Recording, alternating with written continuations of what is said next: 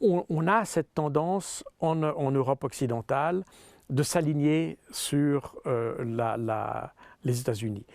Et c'est d'ailleurs, ce n'est pas simplement une réflexion complotiste de ma part. Regardez l'affaire du pipeline Nord Stream 2, que les Allemands et les Russes avaient décidé de faire. C'est un gazoduc qui contourne en fait l'Ukraine et les pays baltes. Pourquoi? Parce que le gazoduc originel qui passait à travers l'Ukraine, eh bien, alimentait surtout les oligarques ukrainiens qui prélevaient une partie du gaz pour le vendre à leur compte et puis ensuite revendre le gaz qui transitait sur leur territoire plus cher aux autres pays. Donc il y avait quelque chose d'assez pervers dans cette affaire qui ne profitait certainement pas au peuple ukrainien et les tarifs préférentiels faits par la Russie à l'Ukraine étaient dévoyés d'une certaine manière par ces oligarques. Donc l'idée de faire ce deuxième gazoduc correspondait à une réalité à la fois économique et énergétique de l'Allemagne. Mais le fait que ce gazoduc existe liait d'une certaine manière la Russie à l'Europe. Et ça, c'est quelque chose que les Américains, et surtout Trump, n'aimaient pas beaucoup. Et je passe tous les détails de cette affaire qui est assez complexe, mais ils ont menacé et pris d'ailleurs un certain nombre de sanctions sur les entreprises européennes, allemandes, et suisses d'ailleurs, qui travaillaient sur ce projet de pipeline.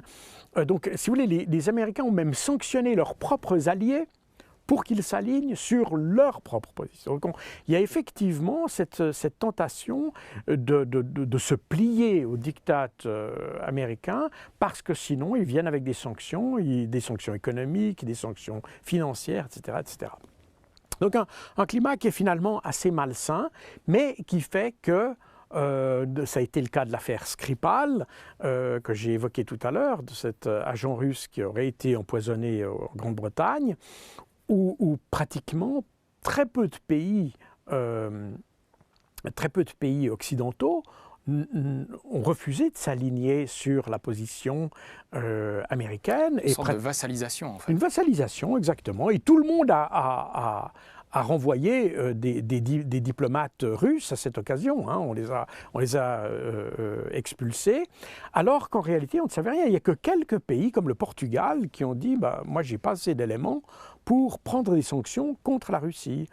Et ça, c'est quand même l'expression d'une maturité politique beaucoup plus grande que d'autres pays qui ont immédiatement décidé l'expulsion de diplomates russes, alors qu'on ne savait même pas quel était le fin mot de cet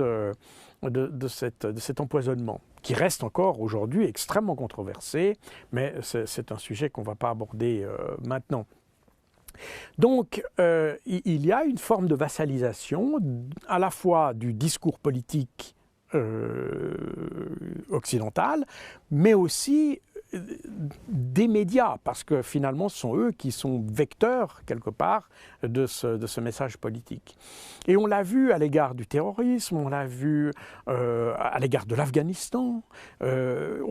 L'Occident, enfin, quand je dis l'Occident, je veux dire l'Europe, et s'est engagé, et quand on parle d'Europe, je devrais peut-être nuancer, George Bush avait lui-même divisé l'Europe en la nouvelle Europe et la vieille Europe, et cette nouvelle Europe, qui étaient les anciens pays de l'Est, eux sont partis en colonne par 4 derrière les Américains, en Irak, en Afghanistan.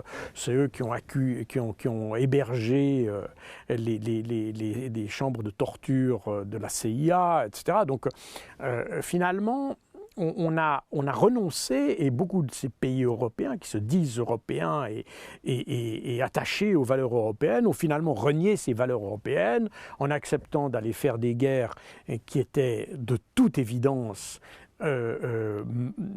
illégitimes, illégales et illégitimes, mais non seulement ça, mais encore de pratiquer la torture, d'entretenir la torture, etc., etc. Donc, il y a là un mécanisme très pervers qui personnellement me dérange parce qu'il affecte aujourd'hui notre manière d'abord de percevoir notre environnement, de répondre aux défis du futur. Moi, je suis de ceux qui pensent que les défis du futur, qu'ils soient environnementaux, qu'ils soient politiques, qu'ils soient économiques, se fera par la collaboration avec les autres et non pas par des embargos.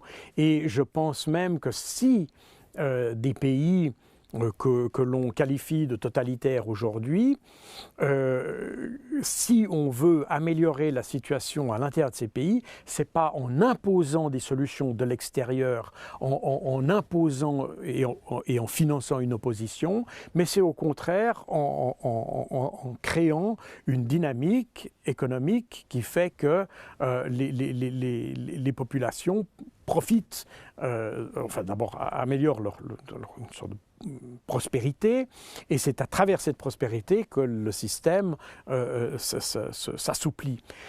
C'est ce qu'on a vu dans beaucoup de pays, ce qu'on a vu même en Chine d'ailleurs, même si c'est un pays qui nous paraît aujourd'hui très totalitaire, mais une étude récente faite par un institut allemand montre que 73% ou 73% des Chinois se sentent dans un pays démocratique, alors que ce même chiffre est de 52% en France.